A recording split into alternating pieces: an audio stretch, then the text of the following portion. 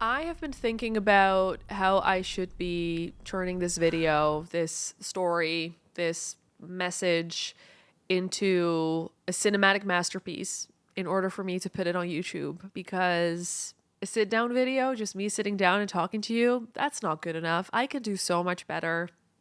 But then I thought, that's BS. Screw that. This is exactly what I want to do. This is exactly what I need. I just want to sit down with you and have a one-on-one and talk about something that's been on my mind. I don't want to have to turn that into a whole short film. I just want to chat.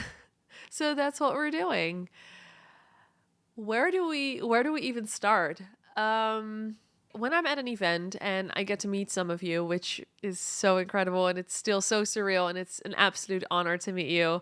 One of the most frequently asked questions is, how do you stop comparing yourself to others? And it always bums me out when people ask me that, because I just really don't like it when people don't do the thing they want to do because they compare themselves to others, because they're afraid, because of all of these reasons.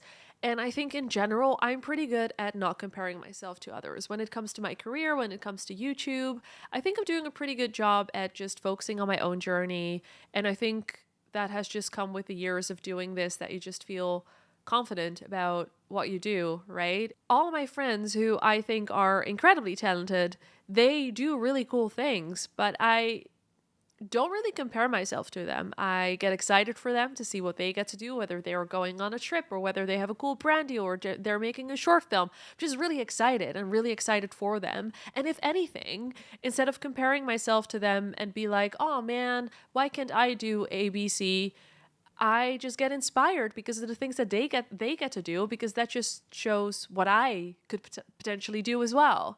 But that doesn't really go for photography, because this is where I fall into the trap of comparison. I don't consider myself a photographer. I genuinely do not call myself a photographer, because I think in order to qualify as a photographer, you got to take photos. And I take photos maybe once every blue moon, maybe a few times a year, whether I get invited to a cool concert that I get to shoot because it's a band that I love, or whether I go on a photo walk because I'm in a new city like New York last week. Those are the moments that I take photos, and I just don't think that qualifies me as a photographer. Last week when I was in New York, I was in New York for an event, and a bunch of my creator friends from all over, mostly the US and Canada, they flew out to be there as well, and we all met up and we had a great time together. But I noticed that I got a little bit down about myself. I noticed that as we were walking around on the streets and everyone was pointing their camera at things, I tried to point my camera at things, but I also just felt a little bit lost.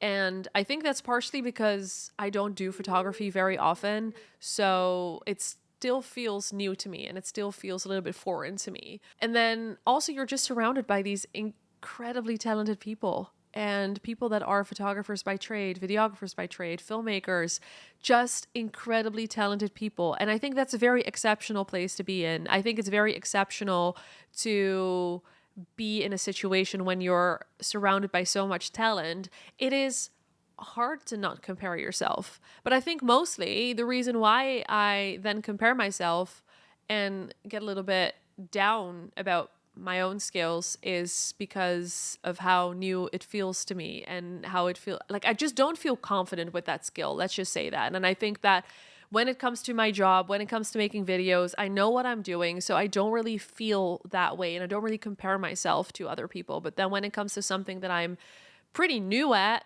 or at least I feel like I haven't really, nailed the skill in any capacity, that's when this comparison starts creeping in.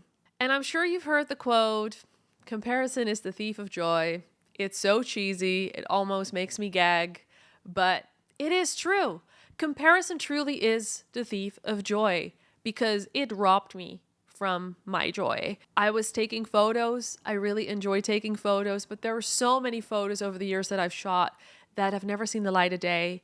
Some of them I've never even edited. I've never even looked at them. And some of them I have edited, but I've just never posted them online because I just get so discouraged. I get so discouraged by my own work because I just think that I should be so much better, which is ridiculous because I just said that this is a new thing or a new thing. I do this a few times a year. So there's literally, like realistically, no reason to expect to be just as good as my friends who are photographers by trade or who have been doing this for over a decade, yet I'm expecting myself to be that good. And although, it makes no sense, and I can tell you it makes no sense because it genuinely makes no sense, it's hard to shake that feeling, isn't it?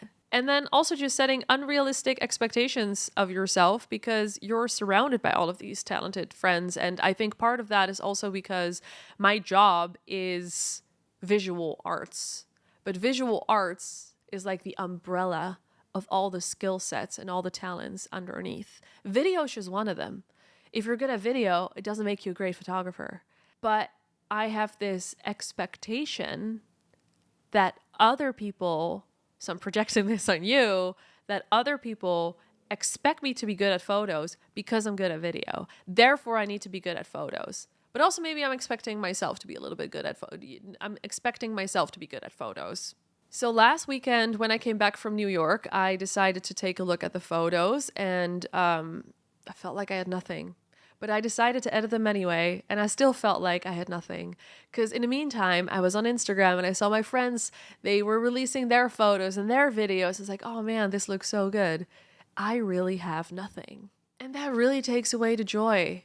When you start comparing yourself or your work to others, it really takes away the joy because the reality is I love taking photos. I love going out with my camera because I genuinely, and I know this doesn't go for everyone, but for me, I genuinely believe that I'm way more present and I'm taking it all in when I bring my camera because I'm looking around and I'm noticing things that I otherwise wouldn't notice. And with my camera, I just take a moment, I look around, click the shutter button, get the shot, appreciate just what you're looking at. I just really like finding those moments, capturing the story. In this case, the story of New York, my story in New York, the things that I saw with my eyes and capturing that. I really enjoy doing that. And yet, just because the photos aren't meeting my expectations or the expectations that I have of myself, I get discouraged and no longer want to bring my camera, and I no longer want to take my camera out and shoot more photos because I'm going to be disappointed with the photos anyway. And I think that's bullshit. I said it. I think it's bullshit. I didn't plan this video at all, but I'm sharing this because this is my personal experience, and because I get this question, I know there's other people that feel similarly, and the last thing that we need to do is never pick up our camera again. The last thing we need to do is be discouraged by our own work. The last thing we need to do is compare ourselves to others, because how incredible is it that other people are better than we are? All the things we get to learn, all the growth we get to, we get to experience, the fact that we're here and we could be here in a year from now if we just keep doing the thing. But more importantly, and I'm about to barf saying this out loud, it's about the journey, not the destination. It's not about those fucking photos. It is about enjoying taking the photos. If you enjoy walking around, capturing a video, capturing photos, or whatever it may be, don't ever stop because you don't like the end result. Also, you are your own worst critic. For sure you are. Just like I probably am. I certainly am. I don't know why I said probably. I think the most important thing when you're feeling this way and when you're going through this is one, vocalizing it. I think that really helps. Sharing it, putting it out there, like I'm putting it out here with you and we're having a conversation about this. I think that is very helpful, but also showing up anyway. Do the thing anyway. And I know that is really scary because that's exactly what I'm going through right now with my photos of New York, because I don't want to post them because I just don't think I have anything. Again, there are so many photos that I haven't shared because I feel this way about my photography, but I'm going to post it. I'm doing it. I want to create, I want to share. I am done with this little fear inside of me dictating whether or not I'm going to take the photos or take an opportunity or, share them online. I'm done with that. So yeah, I'm going to be posting the photos. I'll make sure that they're posted when I post this video so you can take a look. You can give me some external validation if you want. If you hate the photos, please don't say anything. I'm already my own worst critic, okay? But also, I hope that this encourages you, first of all, just to know that We all go through it. It doesn't matter how far you are in the journey. We all doubt ourselves. We all have insecurities. And the only thing I can say is, how cool is it? How cool is it that we're doing something new, doing something that we're uncomfortable with, but we're doing it anyway and we're showing up anyway. So if I'm going to be posting the photos, I need you to promise me you're going to be doing the thing that you want to do, whether that is to pick up your camera this weekend and shoot something, whether that is to make a little TikTok or Instagram reel, whether that is to take a photo, whether that is to make a painting or to make a recipe that you've been wanting to make, but you don't consider yourself a good cook. Do the thing, okay? It's a pact. You and I, we're in this together. Let's do a little pinky promise, okay? There we go. Now go do the thing, okay? Let me know in the comments if this is something that you experience, if this is something that you're currently dealing with or you've dealt with in the past, and what you're gonna create, because I'm gonna need you to create something, okay? We just pinky promised, so we're doing this. All right, I love you. I hope to see you soon, and thank you for listening to me whine. No, I'm not whining. I'm sharing. Okay, bye. I love you.